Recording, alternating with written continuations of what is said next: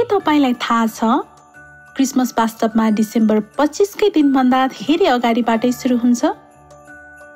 यसको सुरुवात एडभेन्ट भनिने एक मौसमसँग सुरु हुन्छ र यसको अर्थ धेरै मानिसहरूले बुझेको भन्दा गहिरो छ। एडभेन्ट शब्द ल्याटिनको एडभेन्टस भन्ने शब्दबाट आएको हो, जसको अर्थ आगमन वा आउने भन्ने हुँदछ। सुरुका मण्डलीका लागि एडभेन्ट क्रिसमस दिनको गन्ती मात्र थिएन, तर यो तयारी, पश्चाताप र अपेक्षाको पवित्र समय थियो। ऐतिहासिक रूपमा इसाईहरूले यो समय दुई अद्भुत सत्यहरूलाई प्रतिबिम्बित गर्न प्रयोग गर्थे। पहिलो, येशूको बेथलेहेममा एक बालकको रूपमा आगमन। दोस्रो, येशूको भविष्यमा राजाहरूका राजाको रूपमा पुनरागमन।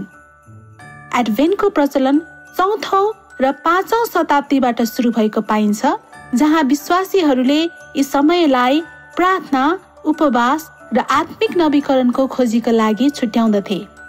समय बित्दै जाँदा एडभेन्ट रीत जस्ता परम्पराहरूमा विकसित भए, जहाँ 4वटा मेणबत्ती आशा, प्रेम, आनन्द र शान्तिको प्रतीकको रूपमा प्रयोग गर्दथे।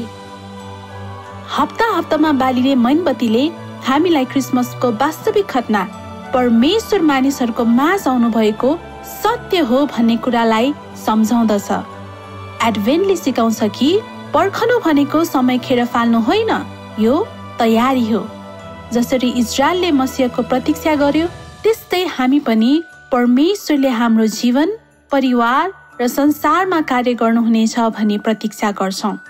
यसैले यो वर्षको क्रिसमस यात्राको सुरुवात गर्दा एडभेन्टले तपाईलाई बिस्तारै अघि बढ्न, शान्त हुन र येशूको आगमनको अद्भुतता फेरि महसुस गर्न मद्दत गरोस्।